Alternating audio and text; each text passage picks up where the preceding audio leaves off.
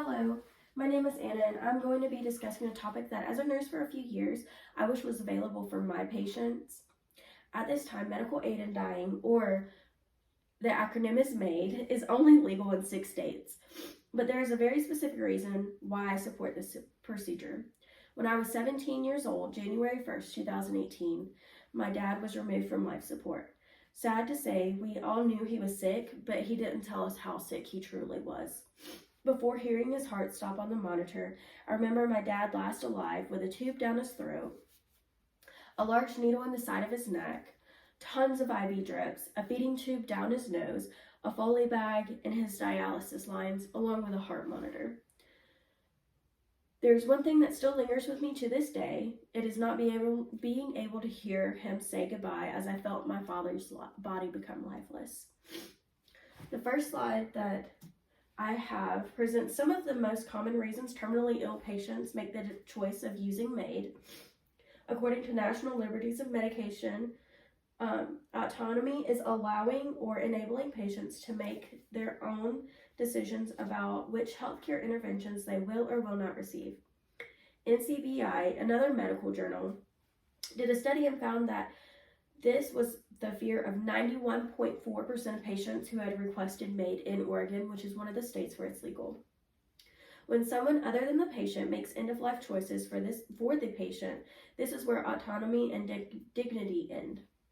I would like to throw in some uncommon knowledge about CPR because I link CPR and dignity together. The effectiveness of CPR outside of a hospital is 12%, while in hospital is only 24 to 40%, and this is according to BMJ, which is another medical journal. In my 1,995 days as a nurse, I've only seen CPR successful for 3 times. I link CPR with dignity because a lot of times people don't realize that when you are doing CPR, the patient loses dignity. They're completely undressed, they're vomiting, sometimes they defecate or they'll urinate on themselves, which is private in a sense that we have the door shut, but not private in the sense of there being sometimes 8+ people in the room seeing the patient that way. A lot of times patients wouldn't want other people to see them that way.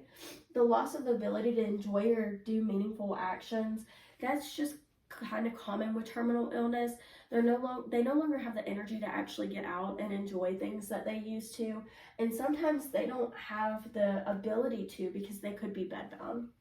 Disease-related symptoms, a lot of times, one of the most common diseases that is associated with MAID is cancer, and with cancer comes nausea, vomiting, weight loss, inability to tolerate foods, no longer being able to smell and taste, which are all quality of life that we take for granted now, but once we lose it, we'd be like, man, this does suck without it. My last one on this slide is fear of future suffering. So a lot of times as patient near the end of life, we will start them on adequate pain management, which usually is morphine IV, just because near the end of life, your body aches, you're tired all the time, and morphine kind of takes that edge off, and a lot of people actually have a fear of the pain associated with death. My next slide is the impact on families, and I would like to start off with a quote from a daughter whose father participated in MAID. The quote says, "We shared with him the things we loved and were grateful for. And the funny things, it was so beautiful. We said our love and our goodbyes from exploring the experience of supporting a loved one through MAID by NIH. Most of the time, doctors have seen reduction in trauma from death when family members use MAID. We all know that when family is sick," which is my next point, we do not take care of ourselves because we are too busy caring for them instead of our physical importance. I know that after seeing what my dad went through, there will always be a mental scar in my mind. Sometimes when death isn't what we expect, it can leave fear and trauma that can go unresolved for a very long time. My last point is the memory. Every day, everybody has this idea of going peacefully, even though that it is rare. But instead of getting a call at 2 a.m. saying CPR is in progress, you need to be prepared to say goodbye to your loved one.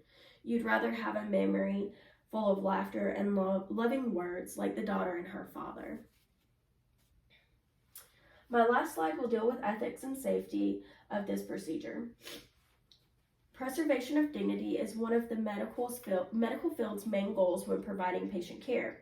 And with this treatment, patients can be at home, comfortable, reserving their dignity versus receiving morphine with hospice every 2 hours to the point where they're delirious and can no longer communicate.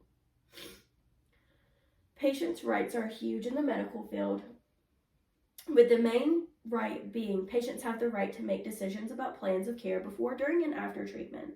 Well, if treatment fails, wouldn't we be denying the patient's right to choose made if standards aren't met? According to the NIH, this is one of the safest methods a terminally ill patient can choose when palliative care is no longer effective and treatment fails. Right now, this procedure has a 100% effective rate, along with a very thorough screening process before the procedure. If you had less than 6 months left, would you want to leave your family without a goodbye or with laughter and memory to recall about?